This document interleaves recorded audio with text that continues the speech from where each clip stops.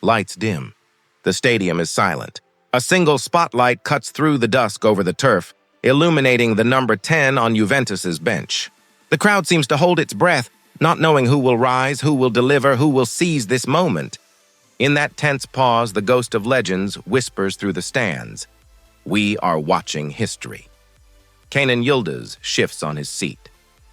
At 20 years old, a young Turk cast in black and white, he feels every heartbeat resonating, in his chest, in his boots, in his very bones. He came to Juventus barely whispering his name across Europe. Now thunder is gathering, but tonight another storm is brewing. Dušan Vlahović, the Serbian warrior in the number 9 shirt, a predator in the box, has just been crowned September MVP. The roar of the crowd echoes, Vlahović! And yet, across the pitch, the young star's eyes flick with ambition and resentment, with hunger and promise. This is the crossroads, a rising talent on the cusp, looking to challenge the established king. Will Kenan step into that light? Or will Vlahovic's reign crush the dream before it begins? In mere seconds, the whistle will blow, the curtain will lift, and Juventus's theater begins anew. 2 names, 1 club, 1 goal, to lead, to shine, to conquer.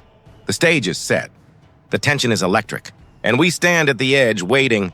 And now, if you haven't yet, please subscribe and hit the bell, because from here on, you do not want to miss what comes next. Italy, Turin, the Allianz Stadium. Juventus, a club drenched in history, now in flux. Dušan Vlahović takes September's crown, voted MVP by the fans themselves. He is the living proof that form, grit, and moments matter. But Juventus is not a one-man show. Across training yards and locker rooms, one name echoes: Kenan Yıldız. The Turkish prodigy, born in Regensburg in 2005, came through Bayern's youth setup before landing in Turin.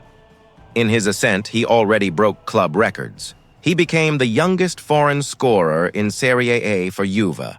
He scored in Europe and shattered Del Piero's mark by becoming the youngest Juventus player to net in the Champions League. Meanwhile, pundits and fans rank him among Europe's top U20 talents. Juventus themselves reportedly plan to tie him down with a new contract, turning away bids from top clubs. Yet in September, as the club's heartbeat and form synchronized around Vlahović, Yıldız watched, trained, waited. He knows the stakes. The silverware, the weathered banners, the roaring crowds, all demand consistency, not just flashes. So let's explore how this internal duel unfolds, how Juventus balances youth and experience, how a young star snaps at the heels of a throne holder, and how fans, coaches, and the club must choose. Will Kenan's ambition be stifled? Or is Vlahovic's crown just a stepping stone? First, why Vlahović? In September, Juventus fans cast their votes. Vlahovic's impact was undeniable. He scored, he assisted, he turned matches. One highlight, coming off the bench against Borussia Dortmund. He smashed in 2 goals and delivered a last-minute assist for Lloyd Kelly. He embodies the lethal striker Juventus needed, someone who can turn the tide in a single motion. That's precisely what fans rewarded. Now, our Yıldız's response. He doesn't sulk. He trains harder. He studies movement, angles, those tiny margins in the box. He watches how Vlahović gets into space, times his runs, reads defenders.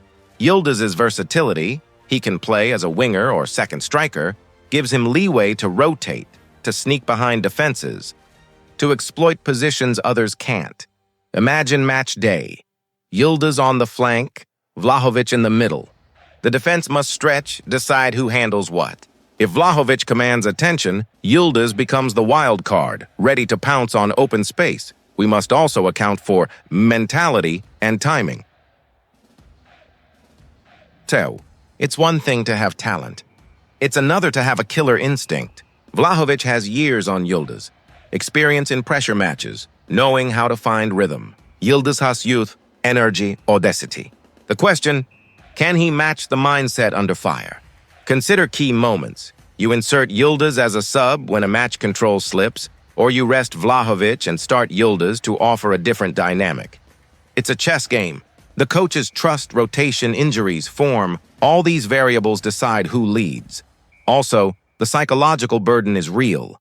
The MVP badge is shiny, but it carries weight. Yıldız must avoid envy, frustration, self-doubt. He must turn this moment into fuel, not poison.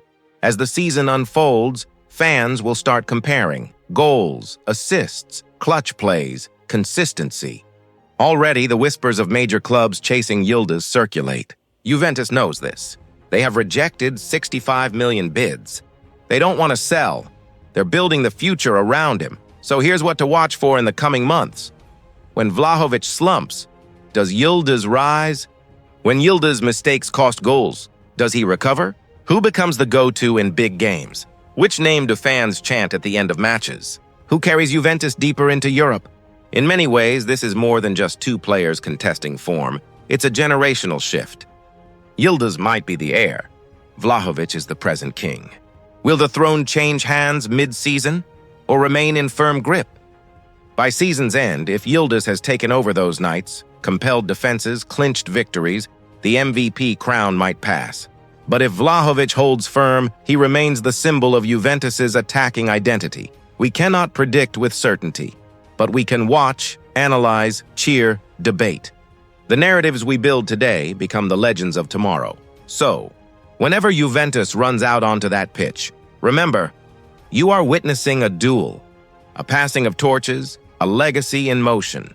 Thank you for staying with me through this story. If you like this deep dive, smash that like button, comment who you think will dominate, Kenan or Vlahović. Let's talk. Until next time, Forza Juve, and may legends be made.